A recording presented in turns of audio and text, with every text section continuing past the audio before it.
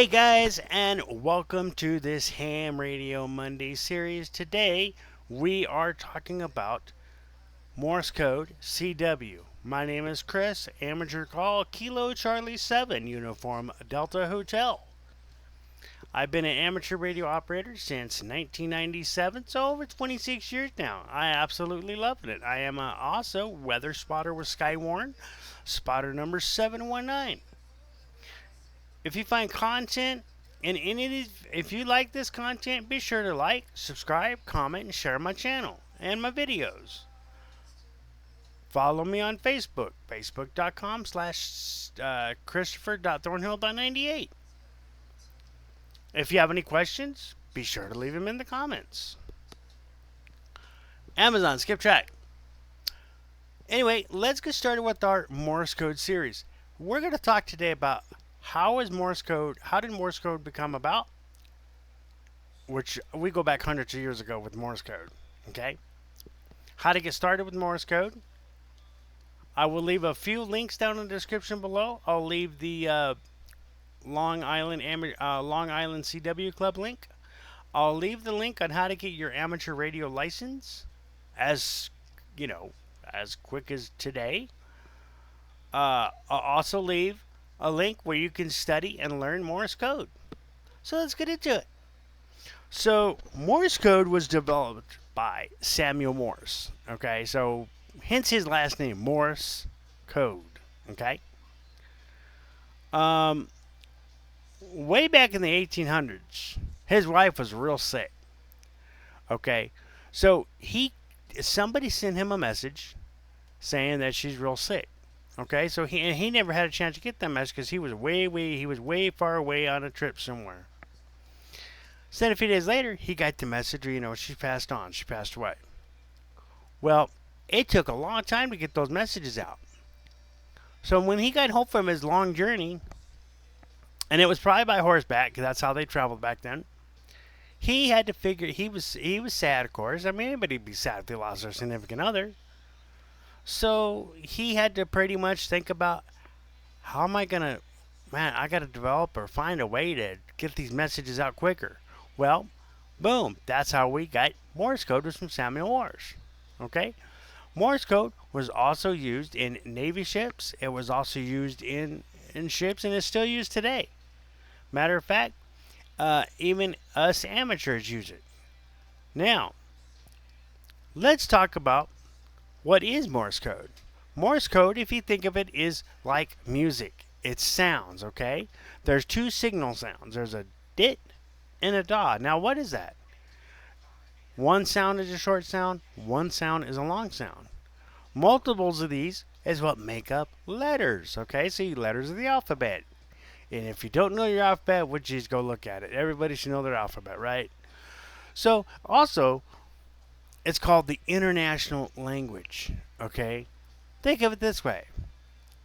If somebody speaks French and you speak English, well, heck, you're not going to understand them, right? Same thing if they speak Chinese or Filipino or, any of the other dialects of the Philippines, right? You're not going to understand them. But with Morse code, we are all on the same page. So if it's Italian, if it's French, if it's Filipino, if it's Spanish, if it's Arabic, it's all going to be the same page because it's all the international language, right? So, what does CW stand for? CW stands for continuous wave. Okay, what does that mean? So, there are many, many facets of Morse code. Morse code is just not one thing. But we're talking about it as amateur radio. There, you could tap on someone's arm, you could do a flashlight, you could knock on a desk. That kind of thing, right? So, we're using it as radio communications. Amazon, stop. So, what basically is the idea of Morse code? Well, first of all, Morse code could be fun, and it's another spectrum. It's another facet of ham radio. Everybody thinks ham radio is like CB. Oh, you get on there and you start talking. No. Ham radio is a different beast than your average children's band or CB or chicken band, is what I like to call it. you have to be licensed through the FCC, which the FCC runs through Congress, and you have to be licensed through the FCC. All right? Used to, years ago, we had 5 different class licenses. We had novice, which you had to get your Morse code. Okay, that was way back in the 50s and 60s. There was technician, tech plus, um, extra, general, extra, and advanced. Well, the FCC so happened to take away 3 of those: the tech plus, the advanced, tech plus, advanced, and novice. Okay. Now, novice, I could see that because code wasn't required for technician. Now we just have technician, general, and extra. Okay, extra class. So, what do these all allow you to do? Well, if you're a technician, that's your beginning stages. Now, can you do code as a technician? Oh, yes, you can. You sure can. There are some allocations on the bands, like 2 meter bands, you could practice code on. There's some allocation on even HF. We'll get into HF too. That's where most of your code lies, is in HF. So like if you're on 20, if you're on 40, even 10 meters, they have Morse code CW. Okay, so so so that's the reason. That's what Morse code is. And how can you get started in Morse code? Well, I'm going to put links down below. A link out of 3 links. There's a club called the Long Island CW Club that guy started way back in 2018. Okay, so it's been running now for about a good solid 4 or 5 years. Okay, 5 years to be exact, because we're now in 23. Okay, so so yeah, we've been running for about 5 years. So basically, what this club is, a group of guys that got together from Long Island, New York, and they started a CW club. Now, basically, because it's a fun club. Now, they do work with people with disabilities. There are membership, very affordable. 1 year is $30, 2 years is $50, and there's a lifetime $90 membership. Now, let me tell you how to waive that. If you were totally blind and have a disability, or even if you're just totally blind, they will waive you in for free. They waive me in for free. I'll have that link down below. If you're not a ham, well, awesome to you. You can click there. Now, I will say this: don't try to use JAWS and Google. They're not the best of friends. Use NVDA. I recommend everybody use NVDA instead of JAWS, because JAWS seems to have its quirks and issues. So I recommend using NVDA. If you want to get involved with the LICW, go ahead. There'll be a Google form. It's going to ask you for your license. If you don't have a license, just put none. Then fill out the rest of the form and hit submit. Once you and you let them know that you are totally blind, you have a disability, and guess what? They're going to waive you in for a lifetime membership. We have a Facebook group. We have a Discord group. So you can, we have different categories in that Discord group. For example, we have, Morse code 2 meters. We have general. We have Morserino, which I'm going to talk about the Morserino. Morserino is a code trainer that you could build as a kit. Okay? So I'm going to talk about, it is about $90 to order. You'll get it from, wherever it comes out of, from another side of the world. But also, blind people can use this too. Blind people can build things. I'm going to talk about this today. Today's a good day for me to not only talk about Morse code, but it's a good thing to talk about how blind people can solder. I just found out from another blind ham. He's a K0 call. He's in Missouri. His name is Matthew Hagen. I'm going to put him on my YouTube channel. Called him out on my YouTube channel because he's a good guy. So he's a blind ham. He does car repair, electrical repair, plumbing repair, and he even does archery and shooting. Now, everybody thinks you're nuts if you're a blind person. And, well, how do you do that? Or you can't see, or this or that. Let me tell you right now. I was under a car trying to take off an oil pan by myself. I was out there with my little goody two shoes, my little Christmas songs. I was being happy out there by myself. Did I have my dad? No, because my dad was taking a nap. He was sick. He could only do a certain amount of things when he was when he wasn't feeling good. His body wanted to work on cars. His brain wanted to work on cars, take apart cars, put cars together. His body wouldn't let him do it. So what was it? His old son, me, Chris, Kilo Charlie 7 Uniform Delta Hotel was right there with them. All right. We went in the car. I got in the car and started taking off that oil pan. Did I need sighted help? No, I didn't. So it just goes to show that blind people can do anything they put their mind to. Anyway, so this guy Matthew, he recommended me. You know. Now let me get into this first, okay? Before you start thinking, "Hey, I'm gonna go out and start soldering." Let me tell you something. People are going to think you're weird, but they're going to say, well, how can you solder if you can't see? You're going to get burned. Well, let me tell you something. Soldering, I always kind of got in fear of solder because I've seen it done. I've smelt it done. And if you're not careful, yeah, it can give you a pretty big burn. But there's what's called a cold solder gun. Now, why do you call it a cold solder gun? Well, you heat it up just like you normally do a soldering iron, but the solder cools down so quick so you don't have to worry about getting burned. It prevents injury. So that's the idea. So with this Morse Reno trainer, there are videos on that. If you just look at Morse Reno, you could look it up on YouTube. There's tons of and there'll be a kit. It'll come as a kit. And yes, if you're blind, I do recommend a cold solder gun. Of course, get some solder for it, or you won't be able to use it. But get some solder, cold solder gun. You can find them on Amazon for about $17 roughly. All you gotta do is type in cold solder gun, and it'll be a solder welding kit, and it'll have all the stuff you'll need. And so when you do plan on one day doing a Morse Reno or building an antenna you can learn how to solder. You can do it as a blind person without sighted help, because what this is going to sequentially do is going to make it where the solder just cools instantly and you won't have to worry about getting burned, getting hurt, having to go to the hospital and ruin your whole life, right? So because soldering irons can reach up between like 700 degrees, and you don't want to inadvertently grab the wrong end and wow.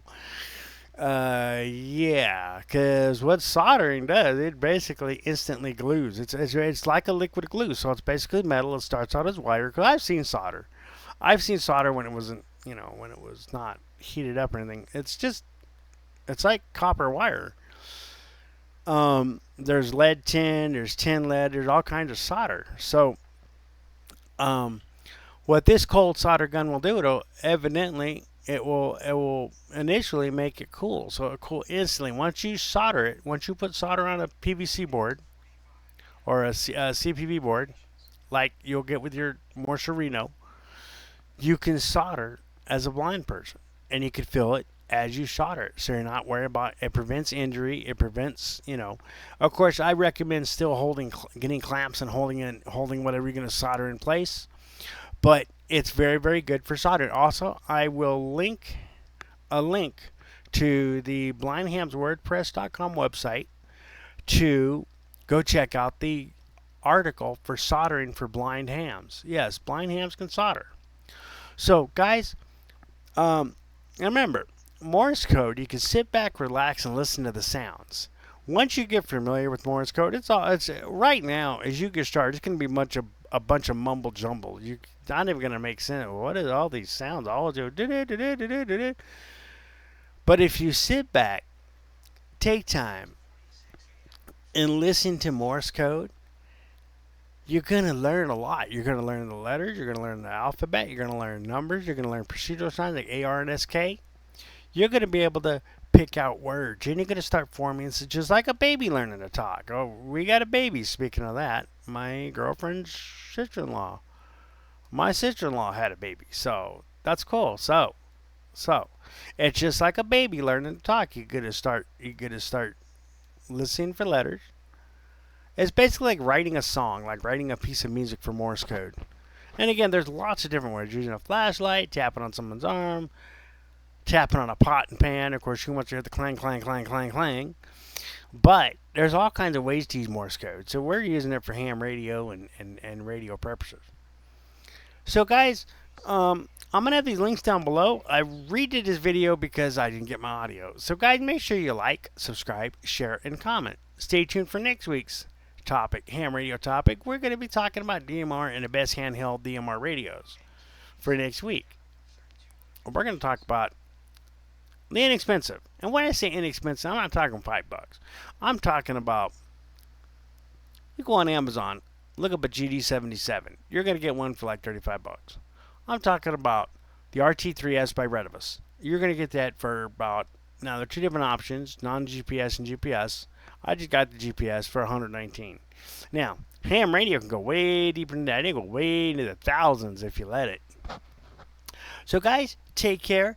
Be sure to like, share, subscribe, and comment. Remember, follow me on Facebook.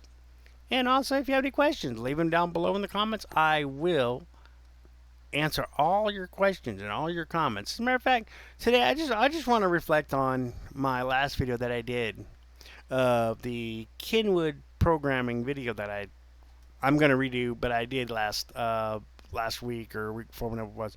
Somebody had several comments, and I know they're not licensed, or they would understand. So I had a comment from Heather. Now, girl, you're good. Keep commenting. I love you. You're awesome. Okay, I appreciate you subscribing to my channel. I thank you for subscribing to my channel. She had a big question. So why was I fiddling with reflectors? Why was I doing this? Well, when you use the MCP, the memory control programming software through Kenwood, to program your radio, you're going to have lines and you're going to have rows. Those rows represent memory channels. Okay, so rows, however many gazillion rows there are, you can have a ton of memory channels. Okay? Okay, I'll be there. So because when you get started with D-Start, you have to put in whatever reflectors you want in each memory channel. Okay? So not only do you have to have your UR field complete, there's 4 different pieces of information. You have to have your call sign, your UR field, your RPT1, RPT2. Okay? What does all that mean? Well, basically, that means you have to have your hotspot and your UR field, which is your frequency. Make sure the radio's in digital mode. You don't want to do what I did on row 34 and 35, had it in FM mode, because you're working from a hotspot. You want to have your radio in D-Star mode, which is your DR digital mode. Put the radio in digital mode first before you start messing with the UR and your RPT1 and all that stuff. On your RPT1 and RPT2, you want to put your call sign, KC7UDH space B. Now, there are 8 characters. So, KC7UDH is 6, space 7, B is your 8th character. Now, in RPT2, same thing. KC7UDH space 7, G8. G stands for gateway. You want that to go over the internet. You don't want to go into CQ, your local talk, okay? So that she asked a big question. Why am I fiddling with reflectors? Well, reflectors are like big conference rooms, big congregational, where 100 or 1,000 repeaters can get together. If you key up on a reflector, you're going to be lighting up 600 repeaters. I guarantee you. And all those 600 repeaters were key up, they'll hear you. So that's why responding to her question about why am I fiddling with reflectors, because reflectors are a big part of D-Star. So guys, take care. I will see you next week on the next topic, DMR and handhelds. Take care, guys. Be sure to like, comment, share, and subscribe.